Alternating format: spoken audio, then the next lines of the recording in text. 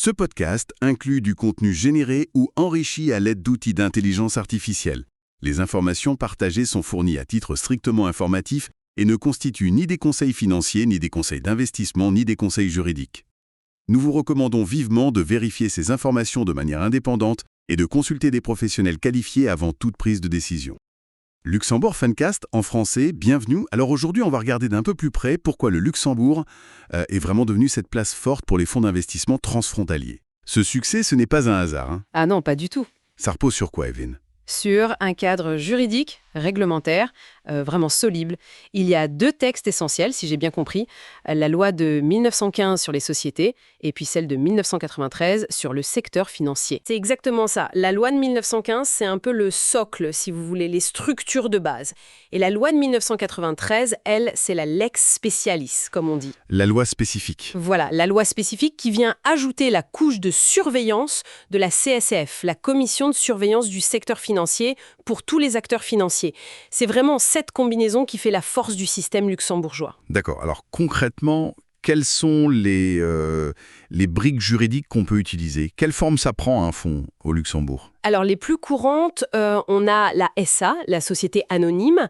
Elle est très utilisée pour les fonds OPCVM. Vous savez, ces fonds grand public distribuables partout en Europe. Oui, les SICAV souvent. Exactement. Souvent sous forme de SICAV, Société d'investissement à capital variable. Pour elle, il faut un capital minimum de 30 000 euros. Ensuite, on a la SARL, la société à responsabilité limitée. Là, c'est 12 000 euros de capital. D'accord. Et puis, une forme plus récente, surtout pour les fonds d'investissement alternatifs, les FIA, c'est la SCSP, la société en commandite spéciale. Ah oui, la SCSP. Qu'est-ce qu'elle a de particulier, celle-là? Eh bien, elle est inspirée des modèles anglo-saxons, des partnerships.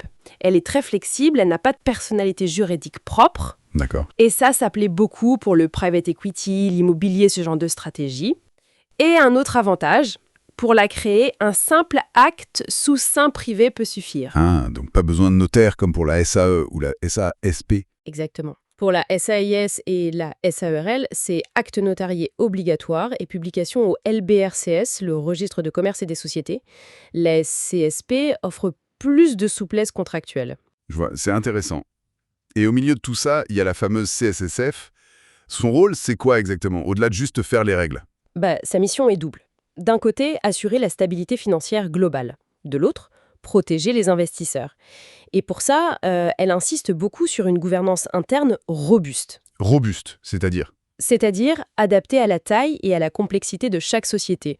On parle par exemple du principe des 2 paires d'œils pour la direction autorisée, pour garantir une gestion à plusieurs. D'accord. Une double commande en quelque sorte. Voilà. Et il y a aussi l'évaluation fit and proper. La CSF vérifie l'honorabilité, la compétence des dirigeants. Très important. Oui.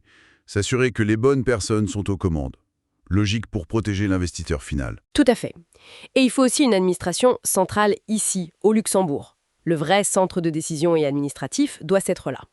Et puis des fonctions de contrôle bien définies, gestion des risques, conformité, audit interne, les 3 lignes de défense classiques. Et si on sous-traite certaines fonctions? C'est possible. Oui. Oui, c'est possible, c'est encadré par une circulaire spécifique, la 2286, mais, point crucial, la responsabilité finale reste toujours celle de l'entité régulée.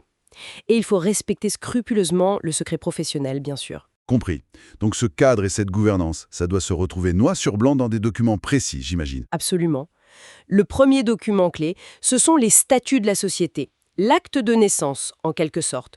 Pour une SA, c'est notarié, publié au registre, et dans ces statuts, pour les fonds parapluies, Oui.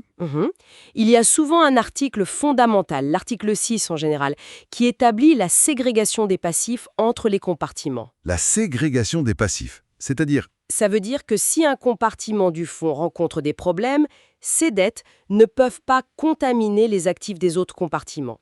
Ils sont légalement séparés, protégés. C'est une garantie majeure pour les investisseurs dans différents compartiments. Ah oui, effectivement, c'est crucial comme protection. Et l'autre document essentiel? C'est le prospectus. Là, c'est vraiment le contrat entre le fonds et l'investisseur. Tout y est. Les objectifs, la politique d'investissement, les risques, les frais, c'est très détaillé. Et ce prospectus, il doit être approuvé ou pas? Pour les fonds régulés comme les OPCVM ou les CIF, les fonds d'investissement spécialisés, oui, il faut obtenir le visa de la CSSF avant de pouvoir le commercialiser. Toute la procédure se fait en ligne maintenant via leur portail Edesk. Il faut soumettre un dossier complet, stable, pour que ça aille vite. Justement, parlons un peu pratique. Monter un fonds, ça implique quel type de coût? Et quel délai?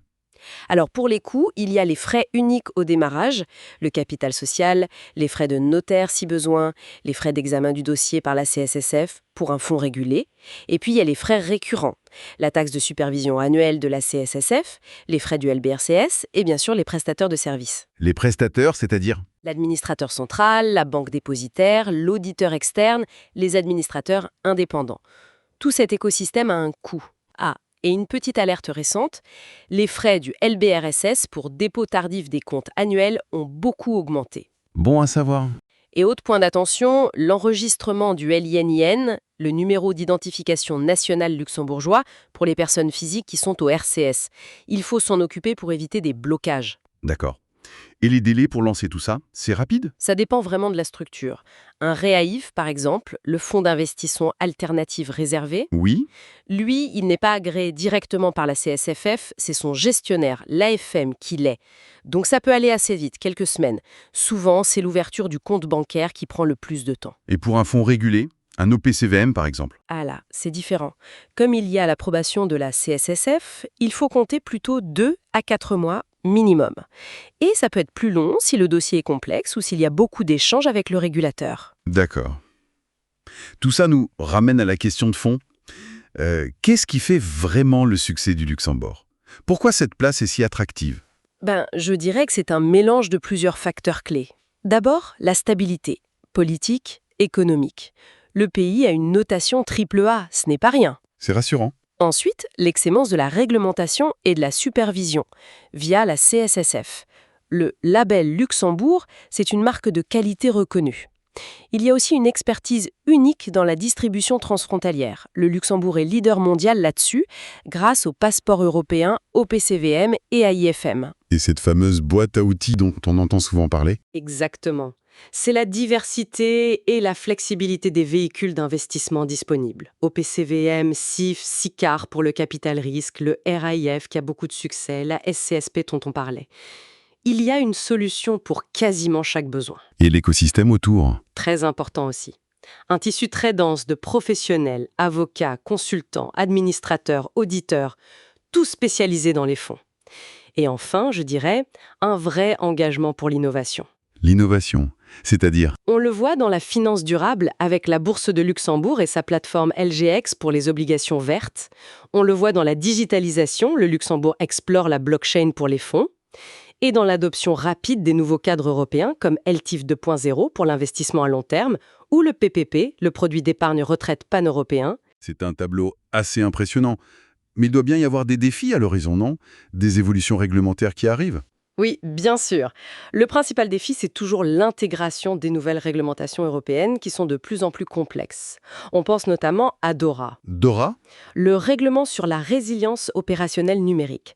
Ça impose de nouvelles exigences très strictes en matière de cybersécurité, de gestion des risques IT. Les échéances arrivent vite en 2025. D'accord, un gros chantier pour le secteur financier.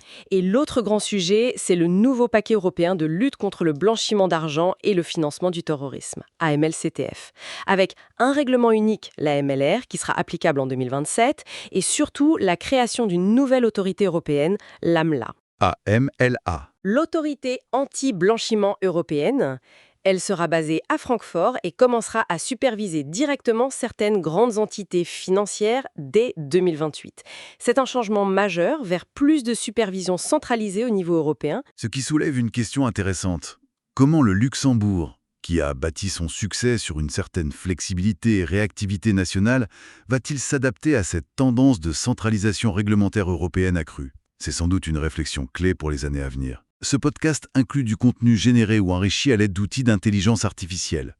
Les informations partagées sont fournies à titre strictement informatif et ne constituent ni des conseils financiers, ni des conseils d'investissement, ni des conseils juridiques. Nous vous recommandons vivement de vérifier ces informations de manière indépendante et de consulter des professionnels qualifiés avant toute prise de décision. Pensez à liker et à vous abonner. le Luxembourg Funcast, en version française.